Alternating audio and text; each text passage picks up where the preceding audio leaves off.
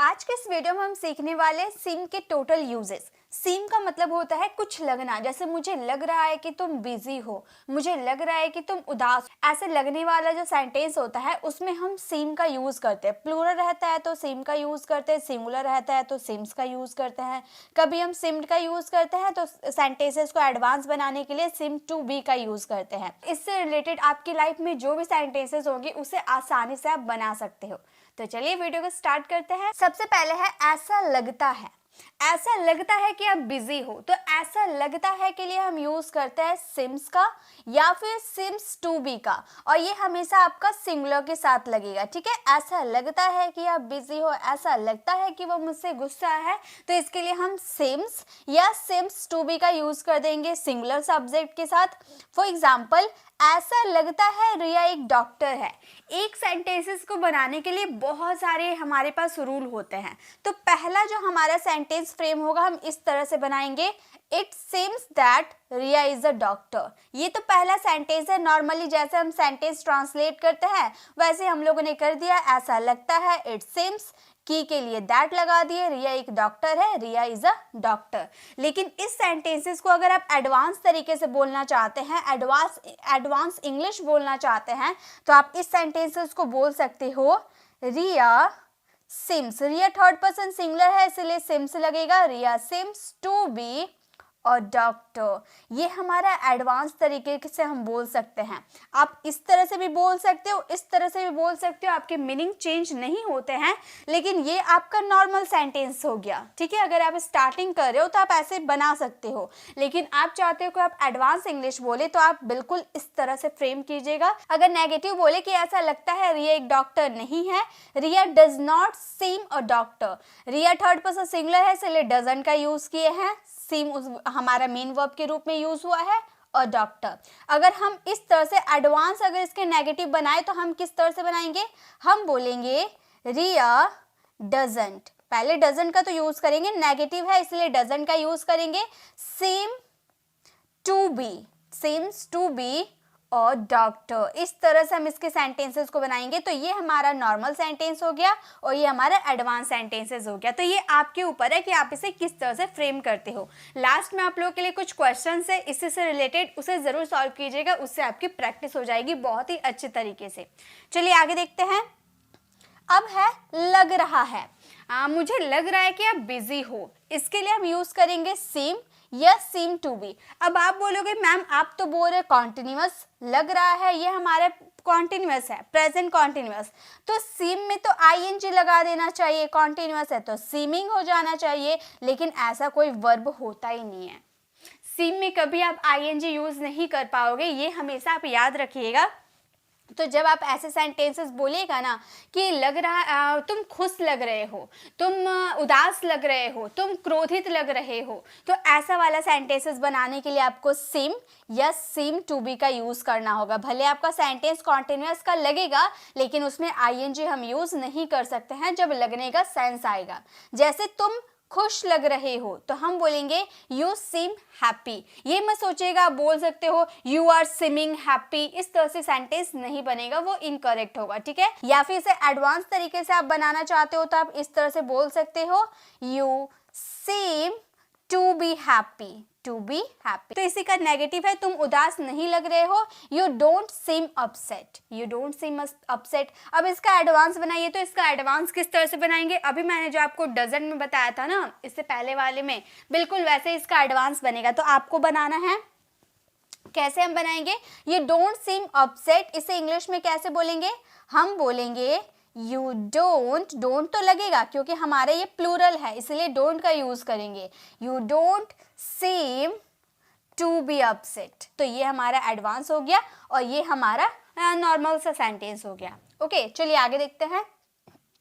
अब है ऐसा लगता था, ऐसा लग रहा था या फिर ऐसा लगता था, उसके लिए आप सिम्ड का यूज कर सकते हो या सिम्ड टू बी का यूज कर सकते हो। एग्जाम्पल देखिए, हमारा एग्जाम्पल है ऐसा लगता था कि रोहन कुछ बोल रहा है, मतलब ऐसा लग रहा था या फिर ऐसा लगता था कि रोहन कुछ बोल रहा है, पास्ट की बात आप बता रहे हो, तो हम बोलेंगे इट इट सीम्ड दैट, ये हमारा एक फ्रेज के रूप में यूज कर सकते हैं, ऐसा लगता था। इट सीम्स दैट रोहन कुछ बोल रहा था, रोहन वॉज स्पीकिंग समथिंग। इस सेंटेंसेस को हम और एक तरीके से बना सकते हैं, एडवांस तरीके से। तो आप बनाइए, तो कैसे बनाएंगे इसे एडवांस तरीके से, पहले आप बनाइए, क्योंकि इसमें आप कंफ्यूज हो सकते हो। जो अभी तरीका मैं बताऊंगी ना उसमें आप कंफ्यूज हो सकते हो, तो पहले आप बनाइए, उसके बाद मैं बताऊंगी कि इसकी इंग्लिश कैसे बनेगी। ओके तो चलिए, इसकी इंग्लिश बनेगी, हम बोलेंगे रोहन, जो हमारा सब्जेक्ट रहेगा ना, रोहन हमारा सब्जेक्ट है, तो सब्जेक्ट को हम यूज करेंगे। देन ये हमारा पास्ट है, तो वर्ब का सेकेंड फॉर्म लगाएंगे, seemed to be speaking something, sorry something है, समथिंग का यूज करेंगे। इसका मतलब इस सेम हिंदी में नहीं हुआ, ऐसा लग रहा था या फिर ऐसा लगता था कि रोहन कुछ बोल रहा है, Rohan seemed to be speaking something। Okay इसके अगर नेगेटिव बना कि ऐसा लग रहा था कि रोहन कुछ नहीं बोल रहा था, रोहन, और नेगेटिव में जस्ट पास्ट सिंपल को फॉलो करेंगे, डिडंट का यूज करेंगे। Rohan didn't seem to be speaking something. आप ये मत सोचिएगा कि यहाँ पर मैम पास्ट सिंपल को हम लोगों ने फॉलो किया है तो वर्ब में आईएनजी क्यों लगाएंगे। तो गाइज ये तो आपका फॉर्मूला है, आपका सेकंड सेंटेंस तो कॉन्टिन्यूअस में है ही, तो उसे कॉन्टिन्यूअस में हम रहने देंगे, आगे वाले को हम चेंज करेंगे। तो ये आपका हो गया, हमारा नेगेटिव था इसलिए नेगेटिव के लिए यूज किए हैं, ये हमारा मेन वर्ब के रूप में यूज हुआ है। ओके तो Rohan didn't seem to be speaking something. चलिए आगे देखते हैं। ऐसा लग रहा पास है, ऐसा लग रहा कि उसके पास दो कलम है, तो पास होने वाला सेंटेंस आएगा तो seem to have या seems to have, सिंगुलर या प्लूरल। ओके ऐसा लग रहा है रोहन के पास बहुत सारे पैसे हैं, तो हम बोलेंगे Rohan seems to have a lot of money। अगर आपको बोलना हो कि ऐसा लग रहा है कि मेरे पास दो कलम हैं, इसकी इंग्लिश आप बनाइए और इसका आंसर कमेंट में जरूर दीजिएगा। अब है ऐसा लग रहा है कर लिया, मतलब यहाँ पर कोई काम आप खत्म कर चुके हो, परफेक्टली खत्म कर चुके हो, ऐसा सेंटेंस आएगा तो उसमें सेम या seems to have का यूज करेंगे। इसके दो रूल होते हैं बनाने के लिए। जैसे पहला सेंटेंस में आप फ्रेज के रूप में आप इसे यूज कर सकते हो, इट सीम्स दैट का यूज कर सकते हो, उसके बाद आपका जो सेंटेंस रहेगा प्रेजेंट परफेक्ट में कन्वर्ट कर देंगे। और सेकेंड रूल कहता है कि पहले आप सब्जेक्ट लगाओ, देन आप सीम या सिम्स का यूज करो टू हैव वर्ब की थर्ड फॉर्म ऑब्जेक्ट। और ज्यादा यूजफुल बताऊं कौन है, सेकंड वाला। अगर सेकंड वाला आप यूज करते हो तो काफी फ्लुएंट साउंड करोगे। जैसे ऐसा लग रहा है कि तुम बाजार पहुंच गए, अगर रूल नंबर फर्स्ट को फॉलो करें तो हम बोलेंगे it seems that you have reached the market. Okay तो ये हमारा फर्स्ट रूल के हिसाब से हुआ। अगर इसे सेकंड रूल के हिसाब से हम बैठाएंगे तो हमारा सेंटेंस बनेगा, हमारा सब्जेक्ट यू है तो यू यूज करेंगे, यू सीम टू हैव। अब देखिए यहाँ पर क्या चीज हुआ, यहाँ पे इट लगा रहे थे तो सिम्स आपको यूज करना पड़ रहा था, और यहाँ पे आपका सब्जेक्ट यू है तो यू के अकॉर्डिंग सिम का यूज कर रहे हैं। ओके तो यू के बाद हम लोगों ने सिम का यूज कर दिया, टू हैव का यूज कर दिया, वर्ब के थर्ड फॉर्म रिच्ड का यूज कर देंगे, उसके बाद कहाँ, मार्केट, इन द मार्केट। तो ये आपको समझ में आ गया कैसे दोनों रूल को फॉलो करेंगे, you seem to have reach the market. Okay तो इस तरह से आप इसके कॉन्सेप्ट को समझिएगा। चलिए होमवर्क में दे देती हूँ, उसे आप सॉल्व कीजिएगा तो आपको एकदम क्लियर हो जाएंगे, 100% क्लियर हो जाएंगे। देखिए होमवर्क क्या है आपका, तो इसे आपको सिंपल हमारा सेंटेंस में फ्रेम करना है जिसमें सिम्स का यूज किया जाता है, सिम्स या फिर सिम का, और एक में टू बी के साथ इसे यूज कीजिएगा एडवांस तरीके से। ओके ऐसा लगा कि वो कुछ छुपा रहा था, ये हमारा पास्ट का है। ऐसा लग रहा है कि रोहन के पास दो कलम है, ये हमारा टू हैव वाला है नाउन वाले।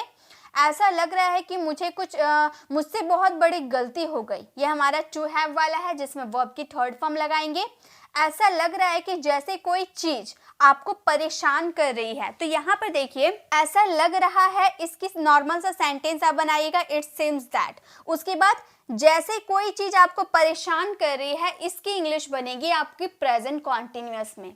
ओके ठीक है, अगर आपको ये छोटी सी वीडियो इन्फॉर्मेटिव लगी तो इसे लाइक कीजिएगा, अपनी फ्रेंड फैमिली को जरूर शेयर कीजिएगा ताकि छोटी सी इन्फॉर्मेशन सभी के पास जा पाए, और एक प्यारा सा कमेंट जरूर कीजिए। गाइस अगर आप हमारे चैनल पर नए हो, मेरे पढ़ाने का तरीका आपको पसंद आए तो सब्सक्राइब कर आने वाले बेल आइकन को प्रेस करें, देन ऑल नोटिफिकेशन जरूर क्लिक करें ताकि जब भी मैं वीडियो अपलोड करूँ आप तक नोटिफिकेशन मिलती रहे।